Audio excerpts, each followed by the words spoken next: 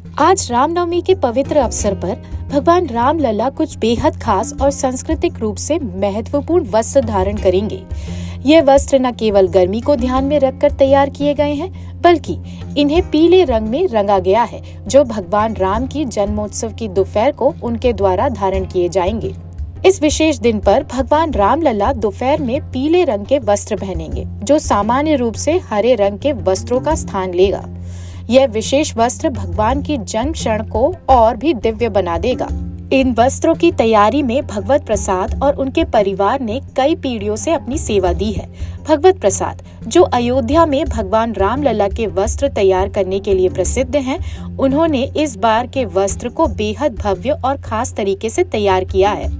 हाँ, हमारे जो रामलला के वस्त्र हैं, पहले तो गुंबज में थे। हमारी चौथी पीढ़ी है रामलला की सेवा करने में, और गुंबज के बाद टाट में आए, टाट से ठाट में आए। अब हमारे रामलला सुंदर और भव्य मंदिर में विराजमान में है, और पहली रामनवमी अब मनाने जा रहे हैं। और हमको इतना उल्लास है रामलला की सेवा करने में, और भगवान रामलला भी हमारे आराध्य हैं, और हम परिवार समेत मिलकर के रामलला की सेवा करते हैं। और हमें आशा है कि रामलला हमको बहुत ही आगे बढ़ाएंगे। नवमी के दिन एक हरा पोशाक तैयार करके भेज दिए हैं, क्योंकि दिन बुध पड़ रहा है।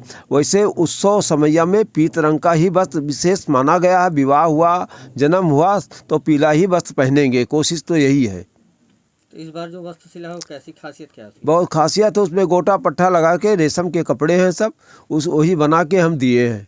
इस बार आपने रामलला का एक 5 वर्षीय बालक शुरू हाँ, उनका भी बना के दिए हैं। हरा रंग का भी है, क्रीम का है, पीला का है, तीनों पोशाक हम बना के दे दिए हैं। इसके अलावा आप बता रहे थे कि आपने 2 पोशाक गणेश जी और हनुमान जी की अलग, और अब की बार में गणेश जी और हनुमान जी भी आ गए। उनका 7 दिन का 7 ड्रेस 7 तैयार कर चुके हैं। आज हम पहुंचा देंगे 7। कितने दिन में आपने ये पोशाकें तैयार की हैं? एक पोशाक में 1 दिन 1.5 दिन लग जाता है, और निरंतर यही काम है। हम लोगों का अभ्यास है, और भगवान ही ताकत देते हैं। उन्हीं के सहारे पे सारा काम हम लोगों का होता है।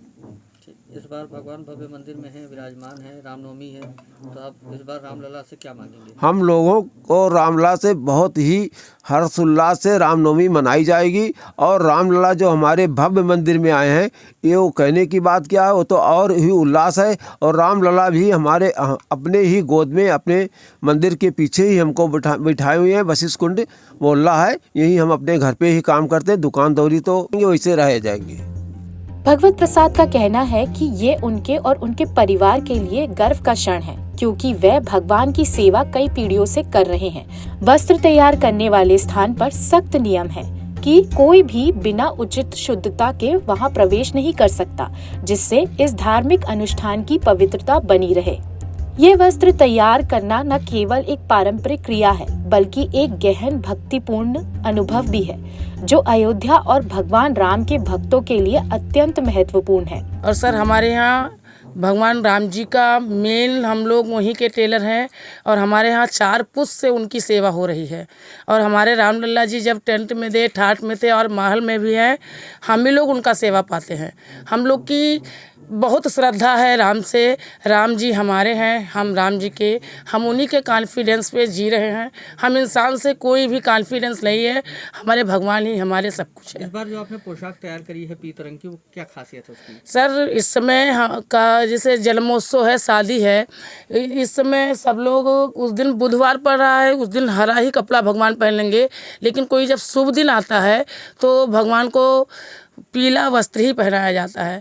और हमारे भगवान जी जो कल पहनेंगे रामलला जी, वो पीत कलर का है, यानी कि पीला कलर, येलो कलर में, और उसमें गोटा पट्टा सब कुछ लगा के हम लोग ने कल उनको पहुंचाया है उस कपड़े को।